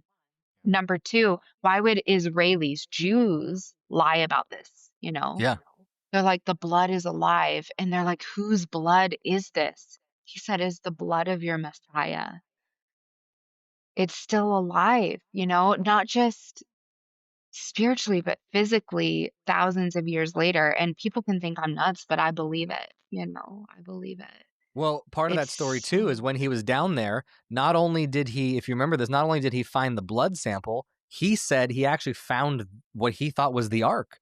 And he was so cool. scared to touch it because, if anybody knows the Old Testament stories, anytime somebody touched that thing, whoosh, you drop dead pretty But much. If you ever watch it Indiana wouldn't do Jones, that, right? Now because the Spirit has been the, poured out on all flesh. The right, the Spirit new has been covenant. poured out on all flesh. And so Yeah, I think he said exactly, like it's he a whole new prayed covenant. and he felt in his spirit like that Yeah, he can touch it because he's a born again Christian. yeah, He has the blood of Christ as his protection. And so, yeah. and if I'm not mistaken, I don't remember all the details, but essentially he found it, he touched it, they helped remove it. And then actually, people might believe the story more now if they're like anti-Israel, because I believe it was the Jewish authorities that essentially took custody of the ark, Of and the then ark, and then which makes since the sense. 90s or whatever, never to be heard of again, probably until the new temple is built and is unveiled, and that's kind of the end of the times. Right, and then Um, they have the ark in there. But yeah, the thing is, like, they're building this temple even though they don't realize that we are the ark. You realize that? We are the ark. Before, there was Noah's ark, which there was the judgment of water, and right. now there's gonna be a judgment of fire, and if Yeah, you are not a believer, you are not the ark. Only the ark is going to survive this judgment, just like the first ark survived the first judgment. It's yeah, a that's cool. it's a full circle. It's Yeah, really powerful. Ron Wyatt has Yeah. a lot of stuff actually. If you guys ever dig back into this, he's the one that discovered where they believe Noah's Ark is in Mount Ararat in Turkey, which there's been other Uh-huh. excavations since then, which people believe, and I won't get into all the details, but they found organic matter. They found what would be like petrified wood. They found fossils. They found so many things in the middle of a mountain. And there's like a clear slide, like this massive object slid into where it is resting today. He also found where they Mm. believe Moses and the Jews crossed over, or the Hebrews crossed over, escaping the Egyptians, and they literally went underwater in that area. In shoot, I forget, Are you somewhere in talking the about Red near Sea, I the believe. Red Sea near Sinai? Yes, yes. And Like so between Sinai and and the literally Mhm. underwater there's big coral structures, and coral will take the form of matter that it goes around. So there's literally coral in the shape of Roman wheels and spokes, and like Mhm. which coral doesn't Roman or form. Egyptian? Oh, sorry, Egyptian. And there's like chariots down, like there's chariot coral structures, and I believe they Mhm. found. Actually, I shouldn't speak too liberally. I was gonna say I believe they found like skeletons and stuff, but I don't know. That doesn't necessarily mean anything. But the craziest part though is when you look at that beach. It's a big beach and then another big beach, and the water in between that they would have to walk through. And the beach that they would have walked from, the only path is up the mountain, up these steep hills, and the Egyptians were coming. It's a one-way exit. So they're screwed. They're on this open face beach. What can we do? Where the water presumably would have split, there is flat land. On either end of that small passage is like 100 feet, just straight You're dip down kidding. on either end of that. It's the most You're wild, kidding. like it's wild. And then on the other side of the water, where then they would be around the Mount Sinai region, they literally found have you seen this? A massive No, split rock. Oh my gosh, I gotta send you these. no, They found I a haven't. massive split Send. rock where there's water damage all around that, which that's the rock Moses would have hit twice, and the water would have spilled out to feed to quench the thirst. On the top of Mount Sinai, all the rocks are black. It's the only mountain in the region. And it was actually a World From War the II pilot. fire? I'm just saying. I'm Possibly. just saying. Possibly. And there's altars. There's altars that depict Wow. iron calves, or like That's a cow, incredible. like statues. And there's it's all there. And you know what the crazy thing is though? You'll get chased out by the Syrian government with rifles if you go too far into that region. Of course. Oh my goodness. There was Oh because my I'll goodness. send you, there's like newer documentaries of guys that have gone down there, and it was very unsafe that they did that. Um, Do, so do send me that. That's like yeah, my full-time hobby. that's your homework now. I love it. I can't Yeah. What wait. does your tattoo say, by the way? I know I asked you a while back, but for everyone else watching. Yeah, it's well, it's from Ezekiel 36:26, which, Hmm. speaking of a new covenant, I'll explain in a minute. It says, I will give you a new heart, or I will put a new heart and a new spirit within you. I will give you or I will take out your heart of stone and give you a heart of flesh. Yeah. So, it's eh, let me ask you this. The laws, okay? Scripture says, "And I will write my laws upon their hearts, and they will know my commands and ordinances," Yeah. right? So, where were the laws first written? What were they first written upon? Do you On remember? stone. On stone. Yeah, Yeah. exactly. And then he's gonna put them on flesh, right? Yeah. So, first we have a heart of stone, and then Hmm. he will give us a heart of flesh, right? So Cool. the laws had to be on stone because the hearts were of stone. But because of the new covenant and because of what Yahushua HaMashiach, Jesus Christ, did for us, and because the Spirit is now poured out on all flesh, now we have a new covenant and it's written upon our hearts and Yeah. our hearts of stone. We have an opportunity to it says in scripture, Paul says, well, I think it's also not just Paul, it's also in the Old Testament, that cursed is he who hangs on a tree, talking about Yes. Yahusha. He took the Yeah. curse upon us. And it says that we're cursed by the law.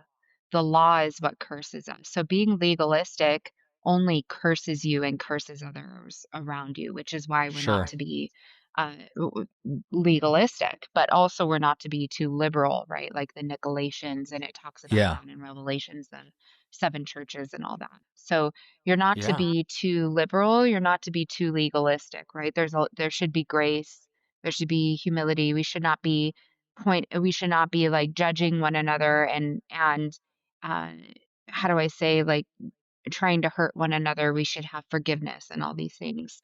Right. Um but the law is also what convicts us. So it's important not to throw the law out Right. because it's what convicts us. Yeah. And so that being written upon our hearts is important because now the Spirit guides us and convicts us. His law is of spirit and truth, I love it. right? Yeah, Yeah. Well, it's really and cool. we could probably wrap up because I know we're an hour and a half, but we had a couple pauses, so it's probably a good hour we gotten so far, which is awesome. We could probably wrap up maybe on this topic, and then if you want to do a quick little run around tour, that'd be fun.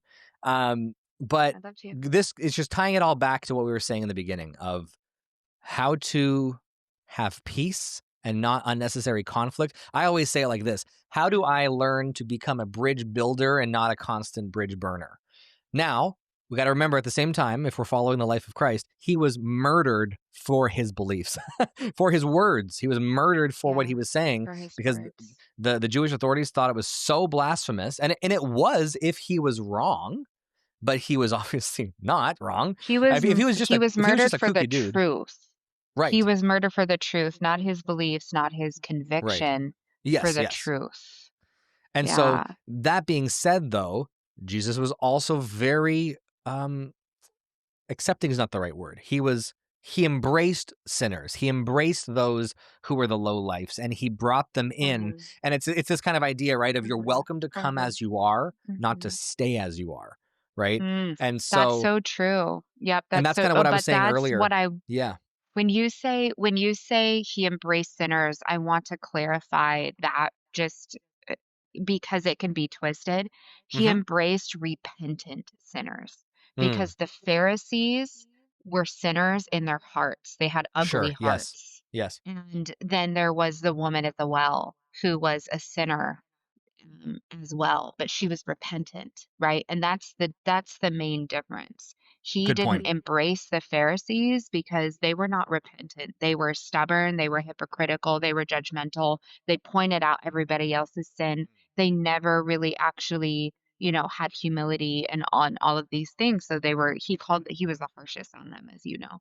But he did embrace sinners, and yes, we should, as you said, come as we are, but not stay as we are.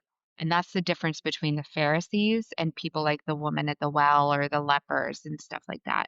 The Pharisees wanted to stay as they were. They were not Yes. willing to recognize their shortcomings. They were prideful. And it was because they loved their lives and they loved their platform and their podium more than they actually loved God. They wanted to use Yahuwah or Yahweh in yeah, we've talked about this, the name thing. We can do that in a different episode, but they loved Yahweh, the Father, or sorry, themselves more than they loved God, more than they loved the Yes. Father. They loved Yes. their position, their lives, their, whole their character, right? They wanted to defend that more than they wanted to embrace the truth because it shed light on their darkness, right? It exposed the actual ugliness of their heart.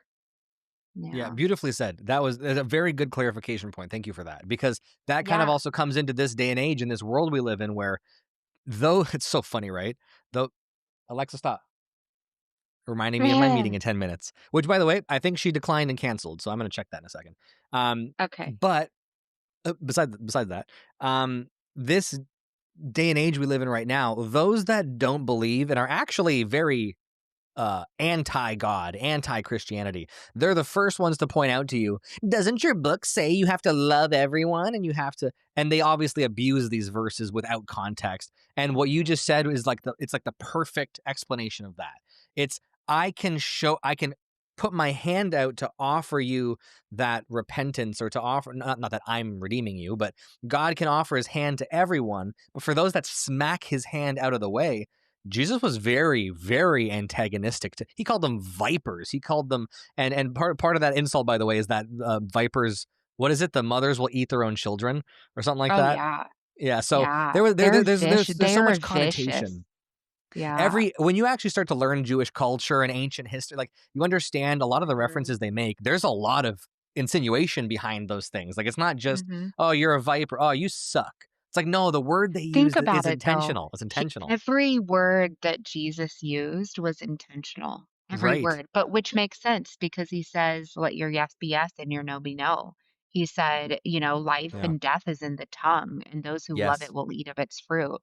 He was very specific about what we say. We'll be held accountable for every word that comes out of our mouth, which is kind of scary to me because I've said some pretty crappy things. I have a big mouth, I've gotten in trouble for it. But but yeah, I mean, he definitely was very specific about that. So the fact that he called them a brood of vipers and knowing that they eat their own children, he knew that. Of course he knew that. He's the creator of the universe, right? And he was so specific about that. Like, it's just so poetic and such a whooping and such a truth and an encouragement all at the same time. He's calling them out, and at the same time, in a way, he's calling them in. It's just Sure. absolutely marvelous. Yeah, the scripture's fantastic. You're So a fan of I The love that you Chosen, right? pointed that out. Pretty sure we've talked about I this. love it. Yeah, I love it. I watched it on repeat, like, after my divorce, I watched it on repeat for, like, 6 months, just, like, over it was my comfort. I went to bed with it, I woke up with it, I had it in the background, it Did you see the last was my season where comfort Jesus zone. is actually he's calling them out and he's in the temple and you see that? Yeah, yeah. I was like, It's oof. gripping. It's Yeah. gripping. Yeah. I'm Yeah. I'm definitely, looking forward to the next season in a little bit. Yeah, no spoilers. I won't say anything. But Lips are sealed. the one thing about that show, and we can wrap up on this point, is I really like, and again, they are taking liberties, of course. And for anybody watching this, if you don't know the Bible and you watch The Chosen, yes, there's creative liberties being taken. I've heard Dallas Jenkins, the creator of the show, I've heard him talk about how every liberty they take, they try to be what would realistically a Jew at this time in history think, say, do? What would be the likely course of action? Like they try to be as plausible as possible. So I give them credit for that. Now, with that said, I never thought about the fact that like there's a lot of evidence within the gospels because they write it themselves. They wrote themselves to look like idiots a lot of the time.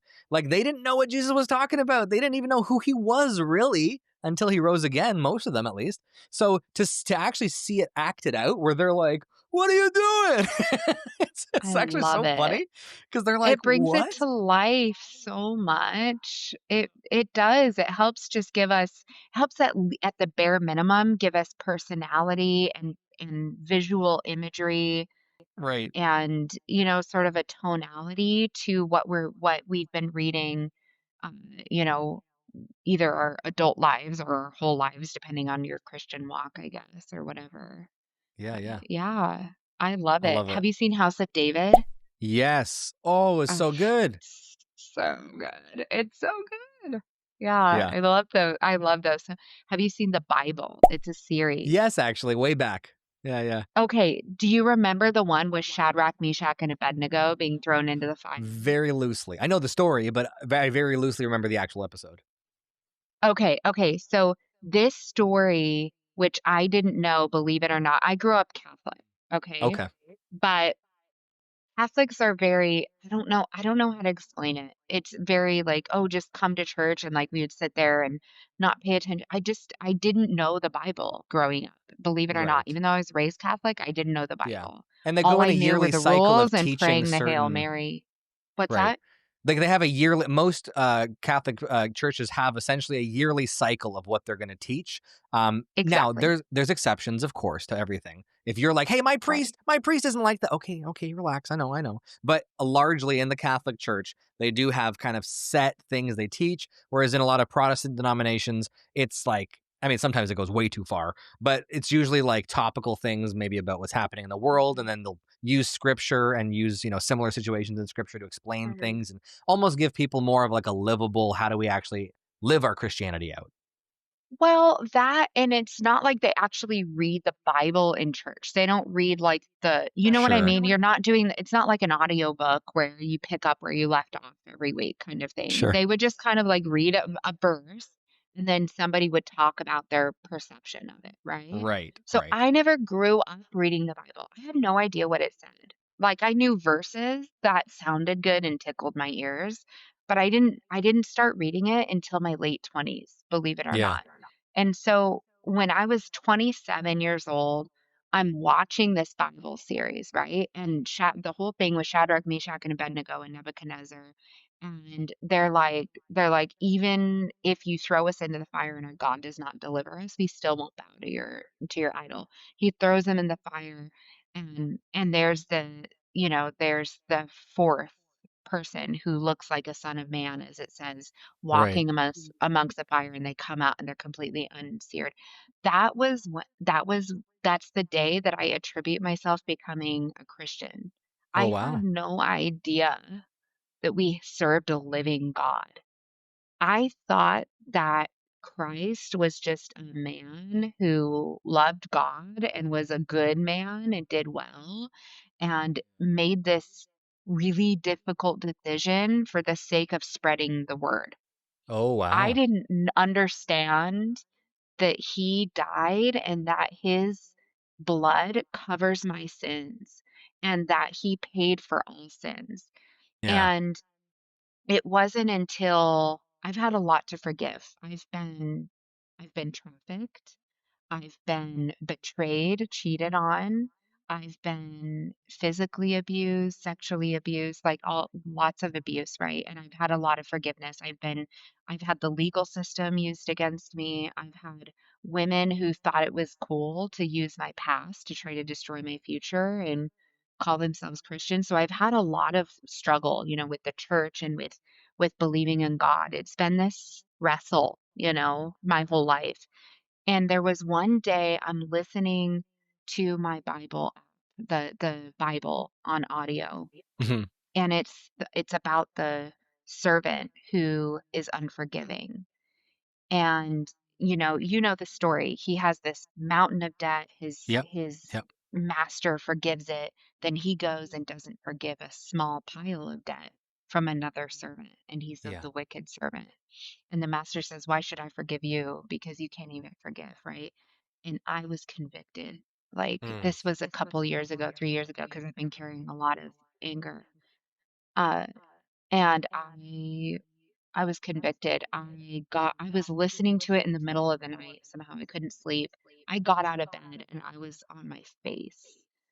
And I realized I'd been holding, like, expecting payment for transgression against me when I'm not even owed that. It doesn't even belong to me. Sure, I was hurt, but I don't, where is this belief that they owe me coming from? They owe Jesus. Hmm. He's the one that paid for that. He paid for that 2,000 years ago, just like he paid for the things that I've done to other people.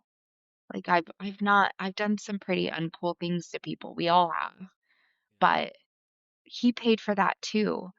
And there's no way that I can believe only one side, right? You either believe both sides as a parallel or nothing. You can't believe just one side. I cannot believe, which is why Paul says it's a sin, it's a shame to us to file lawsuits against one another. He talks about that in Corinthians.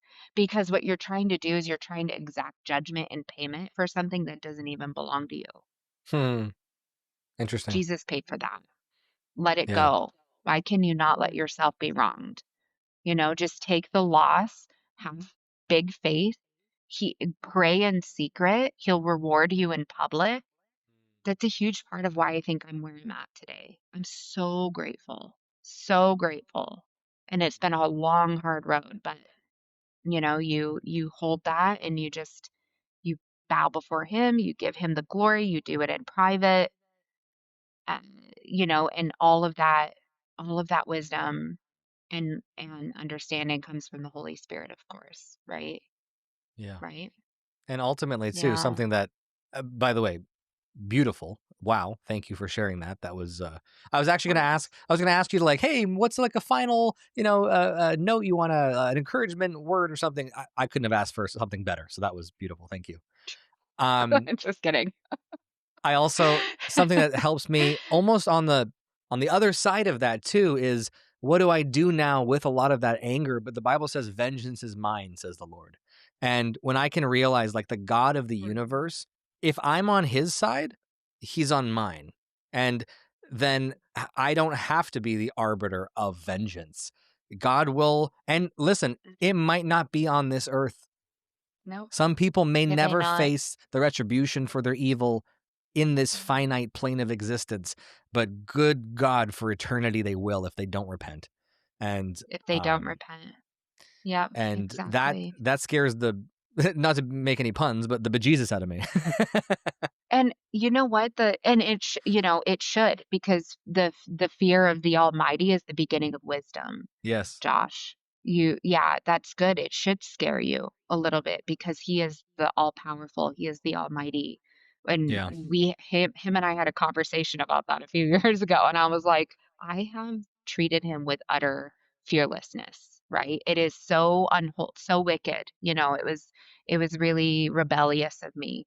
But that's good. It should scare you, right? And for them, may they find that same fear because we're getting close. Time is coming. Time is coming.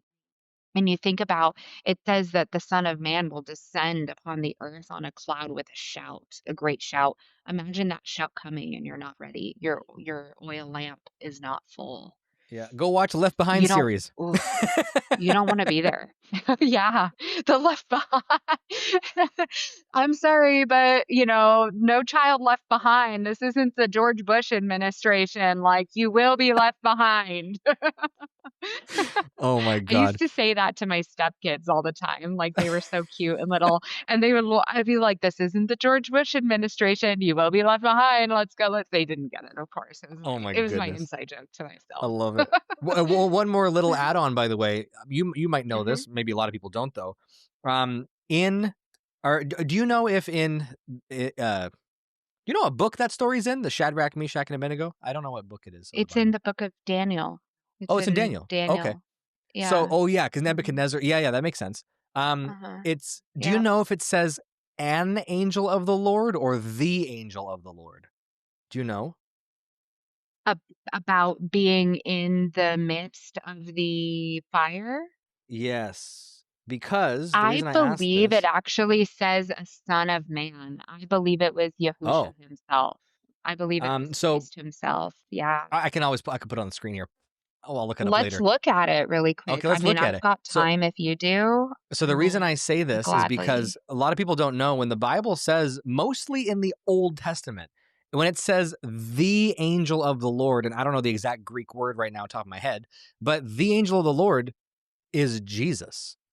That literally, that Oh, person, the angel. yeah. Yeah, So if okay. there's an angel, sometimes it'll name it. Sometimes it'll say Gabriel. Sometimes it'll say Michael. Sometimes it'll just be an angel. And by the way, angel just means messenger. Like the Hebrew for angel, that Messenger. term is Mhm. messenger. Mm. Angel is not a, it's not a form of being. It's not a creature. Angel is the role. It's the function of that creature.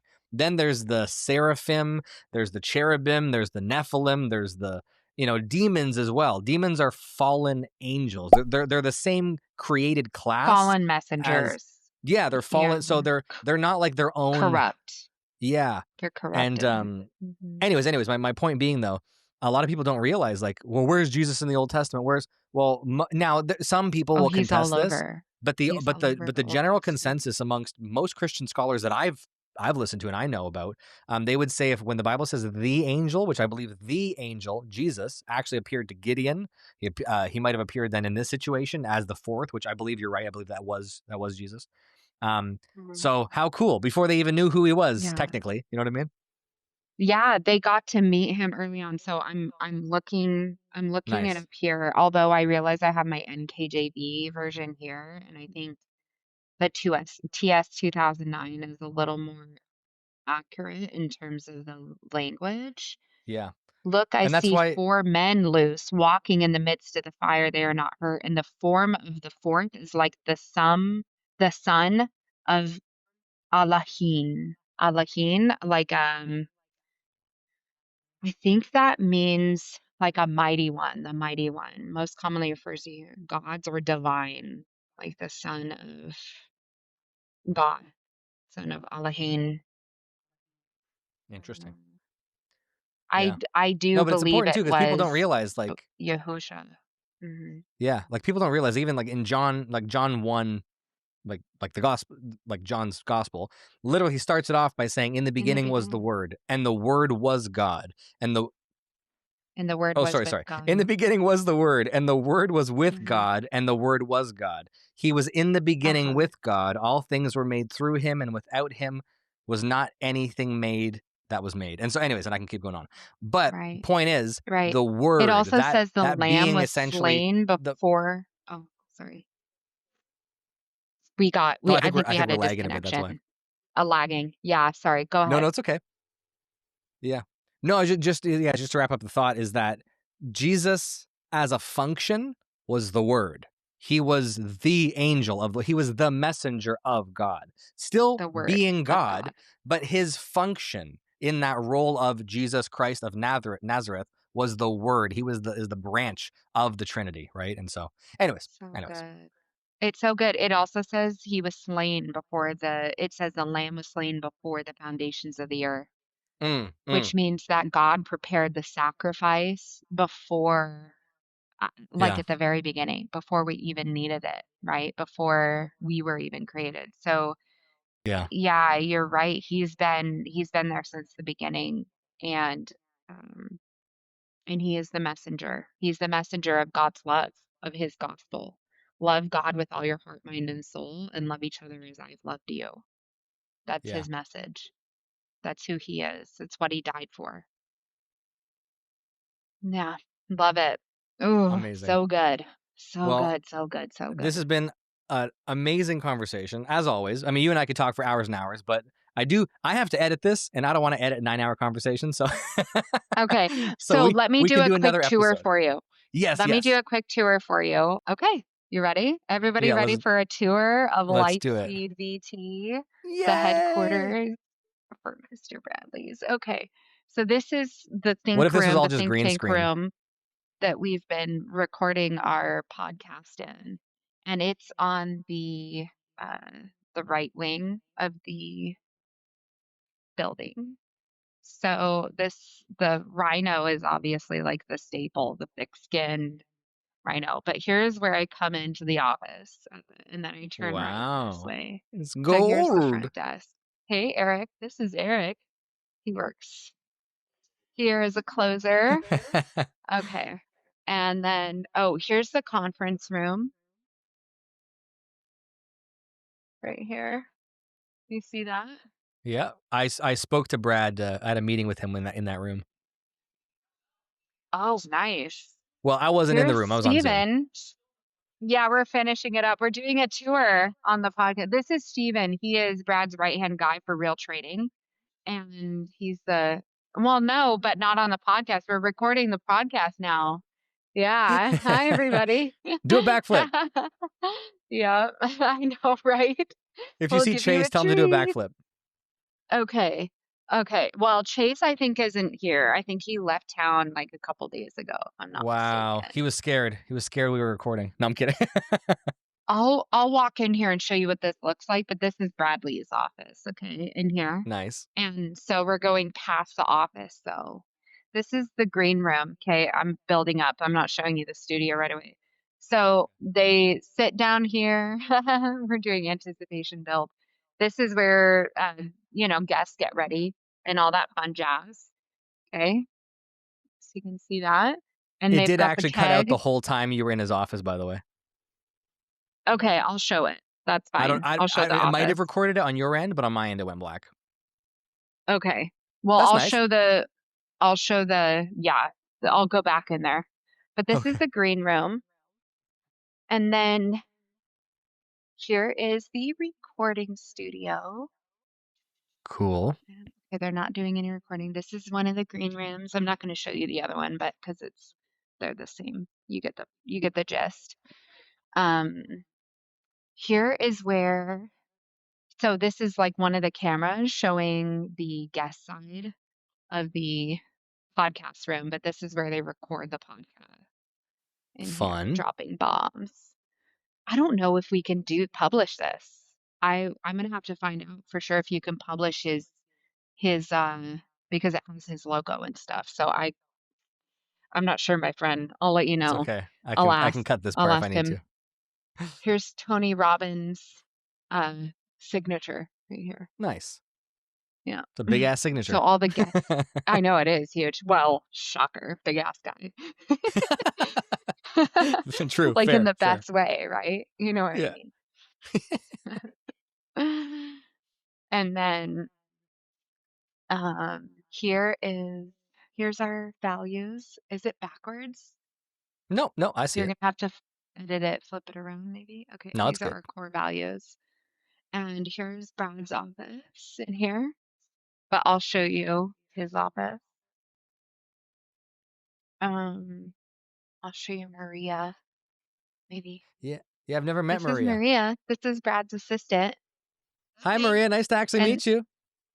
oh, he says, "Hi, Maria. Nice to actually meet you." She can't hear you because I have my earbuds in. Oh, very good. And this is Brad's office. I'm not gonna go wander around in there, but that's where he does all like a whole lot of trainings and videos and hanging out, getting his work done. There's the views. So anyway, yeah, Nice. but Cool. yeah. Well, thank you, Kaelei. So Appreciate the little tour there. you're welcome. Well, Kaelei, Awesome. thank you. I love you. I Have a appreciate fun. you. I'm very glad we met. I value you very much as a friend and as someone Oh who's God. on this journey with me. Can't wait to actually meet you in person. which is a theme apparently for my podcast, not meeting people in person. But You will soon. You will soon. You're gonna close this deal coming up. We're gonna meet in Vegas. It's gonna be fun, and I can't wait to see what you do. I love what you're doing with your podcast, with your social media. I'm like sitting there constantly inspired and mildly motivated, like 1% every day, every time I see your stuff. I'm like, okay, I'm like 1% closer. You're doing great. You're doing so good. And just I keep appreciate building that. what you're building. You're very funny. You're easy to talk to. You are. You're easy to talk to. It's fun. I'm glad you're getting your message out there because I think you just care about people and I think that they deserve to hear what you have to say and the conversations you're having with your friends are powerful. Thank you. I appreciate that a lot. Yeah. And you are now Yeah. one of my friends that I've had a conversation with on here, so that's powerful too. Yay. Do do do do. Okay. All right, we'll schedule another one at some point when I get a little bit better at this, and we'll both have more value to add. And I mean, we could talk for hours, so Oh, we'll we could. We could. we'll We get into have some. before. We have before. We'll do it again sometime. Yes, Yeah. let's talk about the Nephilim and all this kind of stuff next time. That's the deep stuff. I don't know a ton of the details, but Oh, we'll get into it. on the It'll conspiracy be stuff, but I'm happy to listen at it'll be least. tasty. Okay. Okay, Josh, have a good one. Talk to you Thank soon. you.